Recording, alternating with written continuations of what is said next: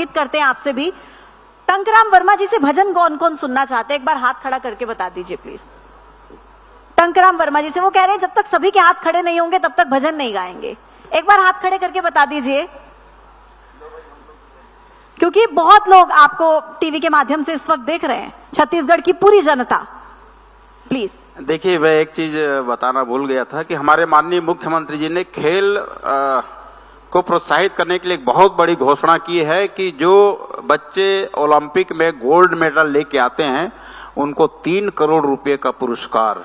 क्या बात है। और जो सिल्वर लेके आते हैं उनको 2 करोड़ का पुरस्कार, और जो कांस्य लेके आते हैं उसको 1 करोड़ रुपए का पुरस्कार। ये इतनी बड़ी धनराशि की घोषणा हमारे माननीय मुख्यमंत्री जी ने युवाओं प्रति उनको प्रोत्साहित करने के लिए किया है।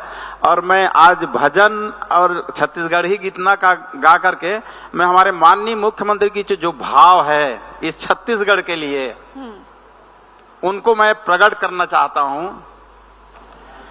मर के देव लोक झन जाते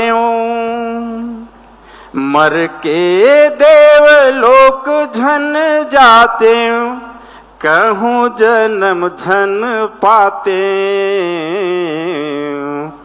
छत्तीसगढ़ ला छाँव करे बर मैं छानी बन जाते हूँ छत्तीसगढ़ ला छाँव करे बर मैं छानी बन जाते हूँ। बैला होते नांगर के मैं बैला होते नांगर के मैं माटी होते मैं धनहा के लइका होते किसनहा के लाठी बन जाते सियनहा के खेत कमाए छूटे पसीना खेत कमाए छूटे पसीना के पानी बन जाते छत्तीसगढ़ ला छाँव करे बर मैं छानी बन जाते हूँ। ये हमारे मुख्यमंत्री जी के कल। क्या बात है, बहुत ही सुरीला, बहुत सुरीला मंत्री जी, बहुत सुरीला। अच्छा मुझे बताइए, मुख्यमंत्री जी ने आपका भजन सुना है कभी? उन्हें सुनाया आपने? मुख्यमंत्री जी ने? हाँ जी। हाँ, 1-2 मंच पे गाया हूँ। अच्छा जी जी। और रमन सिंह जी ने सुना है? हाँ, रमन सिंह जी ने भी सुना है। उन्होंने भी सुना है, सबने सुना है। अपना खेल अलंकरण समारोह में पहले बार इसको मैं गाया था, तो वहाँ पे माननीय मुख्यमंत्री जी, स्पीकर साहब, सभी मंत्री थे। क्या बात है, एक बार जोरदार तालियां बजा दीजिए मंत्री जी के लिए, जोरदार तालियां। मतलब अपने विभाग की जिम्मेदारी संभालने के साथ साथ ये जो भजन आपने सुर में गा दिया, मजा आ गया, मतलब सुन के बहुत अच्छा लगा। अच्छा मुझे बताइए सर, अगर आप राजनीति में नहीं होते, आपके पास आ रही हूँ सर, आप राजनीति में नहीं होते तो आप क्या करते? मैं देखिए समाज सेवा के क्षेत्र में ही काम करते रहा हूँ। मैं राम कथा, भागवत कथा, श्री महापुराण कथा और जितने बड़े बड़े धार्मिक आयोजन थे ये मेरे एजेंडा में शामिल था। मैं लोगों को धर्म, संस्कृति और संस्कार से जोड़ने का काम करता था और युवाओं को और हाई स्कूल और कॉलेज में जा करके मैं स्पीच देता था। मेरा प्रयास था कि हम रामायण और भागवत से बहुत सारी चीजें सीख करके हम अपने जीवन की दिशा को बदल सकते हैं, एक अच्छे राह पे चल सकते हैं। तो मेरा काम यही था और आगे भी यही रहता। अच्छा, एक योजना थी राजीव युवा मितान योजना, जिसे कांग्रेस की सरकार ने शुरू किया था और उनका ये दावा था कि इससे युवाओं का उत्थान होगा। आपने उस योजना को बंद करा दिया। देखिए, उनकी बजट बहुत बड़ा था, 130 करोड़ की योजना थी राजीव युवा मितान क्लब। उन्होंने उस पे कहीं भी कुछ काम नहीं किया। उन्होंने अपना इतनी सारी क्लब बना दिया और क्लबों को किस्तों में उन्होंने पैसा दिया और उस पैसे का उपयोग कुछ भी नहीं हुआ, युवाओं के लिए कुछ भी नहीं हुआ। जब हम आए तो उसको तुरंत समाप्त किए और उसका हमने ऑडिट करवाया और ऑडिट में 90 करोड़ रुपए का ऑडिट का उनका आया हिसाब, करीब 16 करोड़ रुपया जिसमें भ्रष्टाचार हुआ था वो पैसे को हम वापस मंगवाए। अभी 2-4 जिले का बचा है ऑडिट, 25 करोड़ रुपया अभी पेंडिंग में है।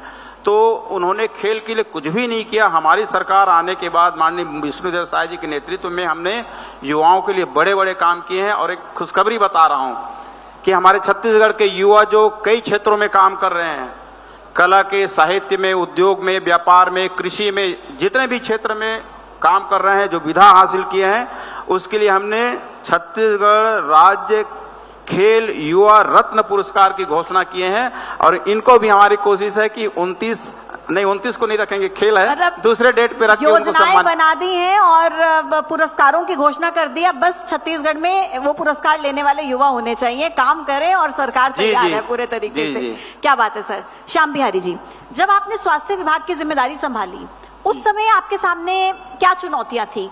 किस हालत में थी प्रदेश की स्वास्थ्य व्यवस्था?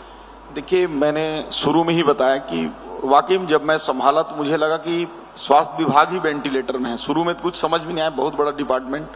जब मैं पूरे बस्तर से लेकर सरगुजा तक का दौरा किया और लगभग सभी जिले में गया, तो एक मेन चीज जो समझ में आई कि जो चिकित्सक हैं और जो इंफ्रास्ट्रक्चर है। सर, मैं माफी के साथ रोक रही हूं, हमारे बीच डॉक्टर रमन सिंह पहुंच चुके हैं। जोरदार तालियां प्लीज, जोरदार तालियां। 15 साल तक जिन्होंने प्रदेश की कमान संभाली और अब वर्तमान में विधानसभा स्पीकर डॉक्टर रमन सिंह हमारे बीच मौजूद हैं। जी सर, पूरी कीजिए अपनी बात। तो जैसा मैं बता रहा था कि जब विभाग संभाला तो विभाग वैसे भी बहुत जिम्मेदारी वाला विभाग है और पहली बार मंत्री भी बना, तो मेरे को लगा कि पहले पूरे प्रदेश का दौरा करना चाहिए। और पूरे प्रदेश के दौरा करने के बाद एक चीज समझ में आए कि हमारे पास इंफ्रास्ट्रक्चर है, डॉक्टर्स भी हैं, सब कुछ है, लेकिन लोगों का भरोसा नहीं है सरकारी हॉस्पिटलों के ऊपर। क्योंकि अभी आए हैं हमारे छत्तीसगढ़ के विकास पुरुष आदरणीय डॉक्टर रमन सिंह जी, उनके समय में बस्तर क्षेत्र में भी जो लोग वहां नक्सलवाद के नाम से लोग जाना जाता था वो क्षेत्र, वहां भी ऐसे ऐसे हॉस्पिटल्स बनवाए हैं कि आज भी वो उदाहरण है, समझ में नहीं आता कि उतना कैसे बना होगा पहले उस समय। लेकिन पूरे प्रदेश में हालत ये था कि भ्रष्टाचार और हेल्थ डिपार्टमेंट जो महत्वपूर्ण डिपार्टमेंट है, इसमें अगर करप्शन हो, गड़बड़ी हो, तो आप सोच सकते हैं क्या होगा। तो सबसे पहले उसको ठीक करने का काम किया। जितने भी गड़बड़ी थे, भ्रष्टाचार थे, सबकी जांच कराई। और जहां जहां कहीं पता चला कि डॉक्टर 30 हैं, कहीं डॉक्टर 3 नहीं है, तो उन क्षेत्रों में हमने प्रयास किया कि जो दूरस्थ वनांचल क्षेत्र हैं उनमें प्राथमिकता से डॉक्टर भेजें। चलिए, 1.5 साल में आपने बताया आपने इतने काम किए, अभी तो और 3-3.5 साल का समय आपके पास है, सरकार के पास है, और उम्मीद करते हैं कि और ज्यादा बेहतरी आप इस विभाग में करेंगे। आप तीनों का बहुत बहुत शुक्रिया न्यूज़ 18 के इस मंच पर जुड़ने के लिए, अपने समय के लिए बहुत शुक्रिया। Thank you.